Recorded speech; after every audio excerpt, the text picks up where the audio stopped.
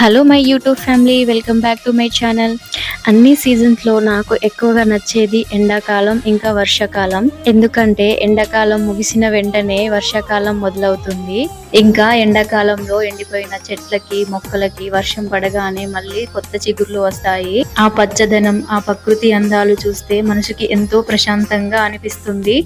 అందుకే నాకు ఈ రెండు సీజన్స్ అంటే చాలా ఇష్టం.